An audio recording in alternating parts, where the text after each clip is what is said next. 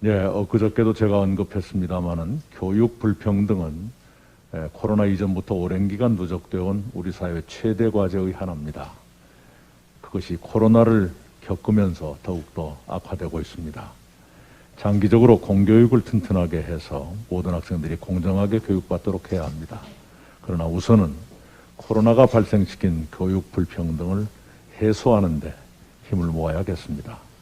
저는 몇 가지를 제안하고자 합니다. 첫째, 교육 안전망을 확대하자는 것입니다. 가정 형편에 따라 원격 수업 환경이 다른 것이 현실입니다.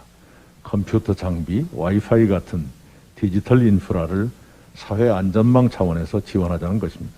이것을 중장기 과제로 설정해 취약계층도 동등한 디지털 환경을 갖추도록 추진했으면 합니다.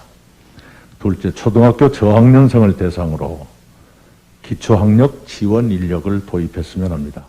원격 수업 격차는 가정의 디지털 환경과 부모의 학습 지원 여부에서 발생하는 경우가 많다고 합니다. 임용 대기 교원과 예비 교원 활용을 확대하고 기간제 교원을 한시적으로 늘려 전문 인력을 일선 학교에 배치하자는 것입니다. 셋째, 유치원과 초등학교 저학년에 대한 책임 등교 실시를 검토할 만합니다. 돌봄과 학습의 공백은 값비싼 사회경제적 비용을 초래합니다. 정은경 질병관리청장님은 학교 문을 닫기 전후의 감염 비율 차이는 별로 없다고 밝히신 바가 있습니다. 네덜란드, 덴마크, 프랑스 등은 스스로 학습하기 어려운 저학년부터 순차 등교를 실시하고 있습니다. 우리도 교육부와 방역당국이 정교하게 협의해서 저학년이라도 우선 책임 등교시키는 방안을 검토했으면 합니다. 넷째, 줌 같은 기능을 통해 교사와 학생이 직접 소통하는 수업 방식을 강화하자는 것입니다. 초등과정의 이학습터, 중고등과정의 온라인 클래스에 2월부터 추가되는 이런 방식이 내실을 더하도록 미리부터 잘 준비했으면 합니다. 원격 수업 플랫폼에 대한 교원 연수를 확대하고 온라인 교육 인프라를 구축해 학교 현장에서 활용될 수 있도록 지원했으면 합니다. 다섯째, 이번 기회에 공교육을 더욱 튼튼하게 하고 디지털 교실 혁명을 이뤄야 합니다. 인공지능, AI 교육을 활성화하는 등 4차 산업혁명 기술을 기반으로 다양한 미래 수업이 가능한 공교육 프로그램을 준비해야겠습니다. 이런 방안에 대해 정책위가 교육 현장 및 교육당국과 소통하며 좋은 대안을 마련해 주시기 바랍니다.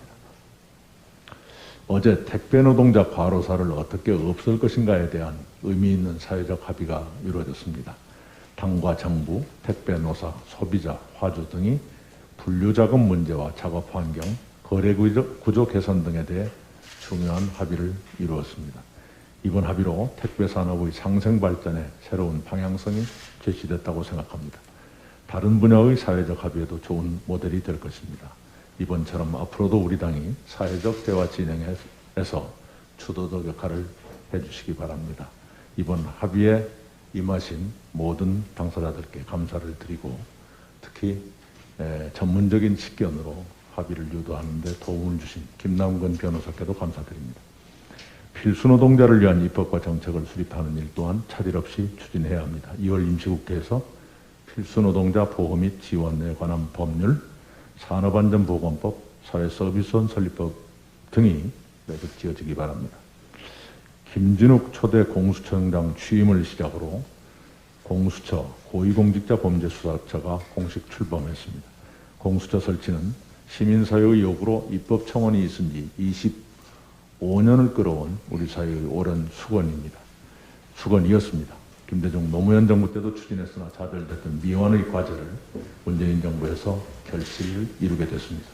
국민께서 지켜주셨고 국민께서 이루어주셨습니다. 다시 한번 감사드립니다. 공수처 출범으로 검찰 권력 분산과 권력기관 개혁을 바라는 국민의 염원에 한 발짝 더 다가간 것은 분명합니다. 그러나 우리는 여기서 멈추지 않고 검찰 등 권력기관의 지속가능 개혁을 추진할 것입니다. 우선 검찰개혁 TF의 노력을 기대합니다. 어제 저는 전국 순회 정책 엑스포에 참석하기 위해 부산에 가면서 가덕 신공항 부지도 다녀왔습니다.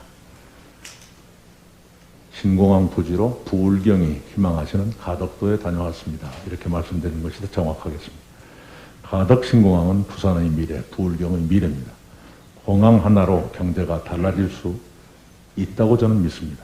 부산이 추구하는 소재 부품 산업, 관광산업, 마이스 산업, 부울경 메가시티 구상, 그런 모든 꿈이 제대로 된 국제공항이 있어야 가능합니다.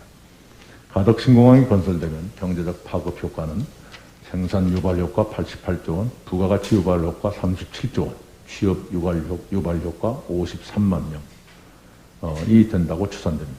물류가 동남권에서 처리되지 못하고 인천공항까지 가서 처리되는 것이 99%고 거기에 소요되는 연간 물류 비용만도 7천억 원이라는 통계가 있습니다. 그것을 10년만 아껴도 공항을 하나 만들 수 있다는 계산이 나옵니다. 부산의 미래 비전을 얘기하면서 공항을 빼고는 말할 수 없습니다. 노무현 전 대통령께서 시작한 가덕 신공항을 문재인 정부에서 매듭 지었으면 합니다. 가덕 신공항 특별법을 2월 임시국회에서는 반드시 처리하겠습니다. 야당도 동참해 주기 바랍니다. 이상입니다.